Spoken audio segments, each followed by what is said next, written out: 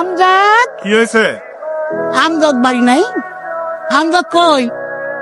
তুমি ওরা বলো যে না খালা, আমি ওর খালা হই। কি ব্যাপার হবে খালা? তুমি এই সময়? আমি তোমার কাছে একটা দরকারে আইছি। ওর নাম আয়াত। বাস অ্যাক্সিডেন্টে ওর বাপ মা সবাই মরে গেছে। ওরে দেওয়ান এখন কেউ নাই। তোর যদি তুমি একটু জায়গা দিতা। কোনো সমস্যা নাই, আমার বাড়ি তো খালি পড়ে রয়েছে। একটা করে নালে থাকবো। খালা থাকুক, কাম কাজ করবো, নিজের বাড়ি মনে করে থাকবো। খালা আমার একটা জরুরি কাম আছে, আমি আইয়া বাকি কথা কব না। হয়তো বাইক স্টার্ট দে, তুমি গড়ে চলে যাও। যাও, আসো। ওই যে ওইটা তোমার সিট। নাম কি তোর?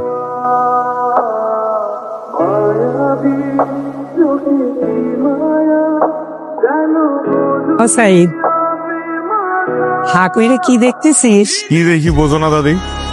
নাতির যে বিয়ের বয়স হয়েছে, চুলদারি পেকে গেছে। বিয়ে যে করবি, চাকরি করিস, ঘরের চাল তো সাদা, খাওয়াবি কি? কি কও দাদি? সকাল থেকে সন্ধ্যা অব্দি চাচার পিছনে ঘুরি, জমির হিসাব করি, কোর্ট কাছারি, বিচার সালিশ। তাদের আমি চাকরি তো করতেছি। বুঝলাম চাকরি করিস, মাইয়া ডেকে কোন বাড়ির মাইয়ে? আছে একজন, পরে কবানে। এক গিলাস পানি দেন দিনি। আপনার মতো সুন্দরী যদি খুশি মনে এক গিলাস পানি দিতেন, সেটা খেয়ে মরে গেলেও কোনো আফসোস আসছিল না। চালাই দিলেন কেন? লাগে পানি না খেয়ে মরে যাব, কিন্তু মন থেকে না দিলে পানি খাবো না। আমি কখনো আপনার মন খারাপ করার সুযোগ দিব না। সবাই এটাই বলে, কিন্তু পরে সবাই ভুলে যায়। সবাই আমার লগে মিলায়েন না, আমি ওয়াদা রাখা লোক।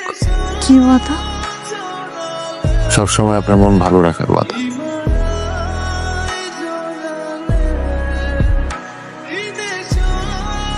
আপনাকে খোলা চলে সেরাম লাগে।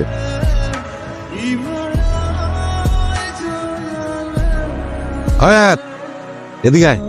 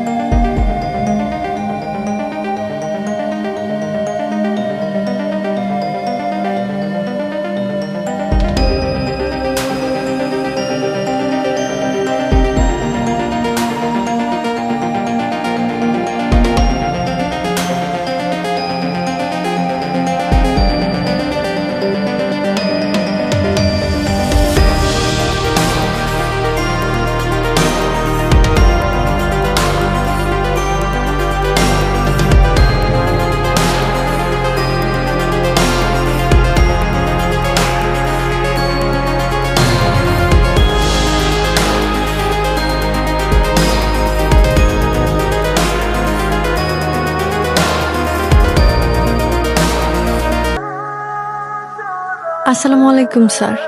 ওয়ালাইকুম আসসালাম। আমার বাবার নাম মাসুদ হাসান, আপনার বাবার বন্ধু ছিলেন।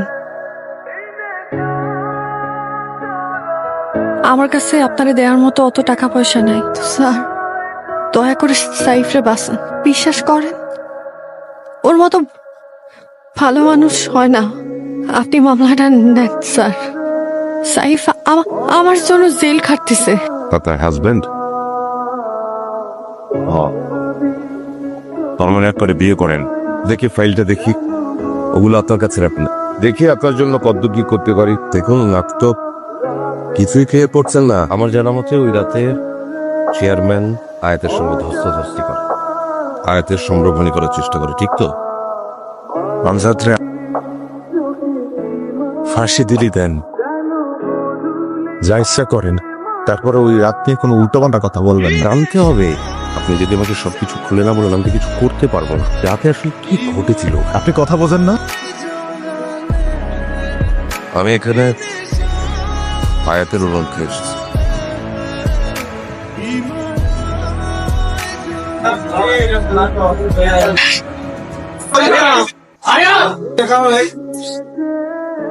কতদিন পর তোমার দেখলাম, ভাল লাগতেছে।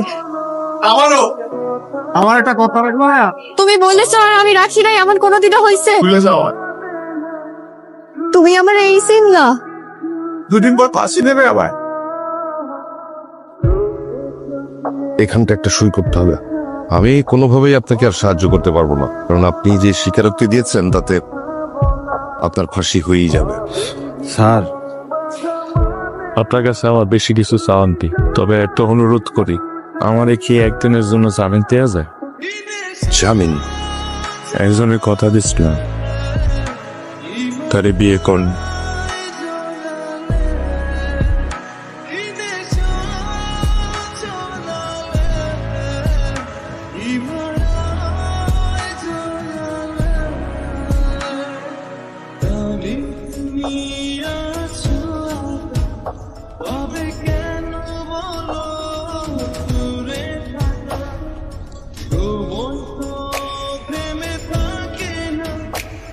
আমি মারা গেলে তুমি আমার দেখতে আসবা, আমার জন্য কাঁদবা। আরেকবার যদি মরটোর কথা বলিস তাহলে আমি দিজে তোমার পানির মধ্যে সবাই মেরে ফেলবা।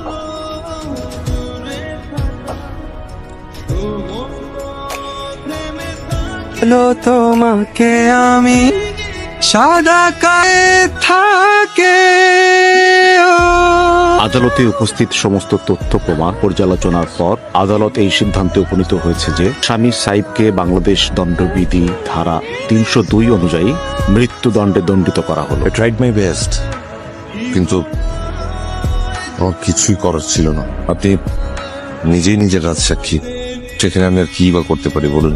আপনার ধন্যবাদ, একদিনের জন্য আমার জামিন দিয়ে আমার বিয়ের ব্যবস্থা করে দেবেন। শেষবারের মতো একবার দেখা করতে পারবেন। আপনার মতো পাগল প্রেমিক আমি জীবনে দেখিনি। 7 দিন পর আমার ফাঁসি। এই শহরে কত মানুষ খুন করে বুক ফুলে চলতেছে, আর তুই যেটা করছস এটা দর্শকরে খুন করছস। তুই এটা তো অপরাধ না। বাদ দে না, এই বিষয় নিয়ে কথা বলে তো এখন লাভ নেই। কেন কথা কবি না তুই? দেখ, আমি চাই না আমার মৃত্যুর পর আমার বোর্ডে নিয়ে কেউ উল্টা পাল্টা কথা বলুক, তার বদনাম হোক।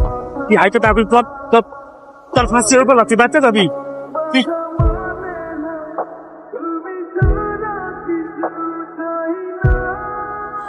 আবার কখনো দেখা হবে কিনা জানি না, কখনো দেখা না হয় আমি আল্লাহর কাছে দোয়া করবো যাতে আমাকে আবার দেখা হবে। আমি ওই দুনিয়ায় জানো তোমার বউ হয়েই থাকি। আমার ছেড়ে থাকার যন্ত্রণা ওই দুনিয়াটাও তুমি সহ্য করতে পারবা তো? তোমারে কই সারলাম?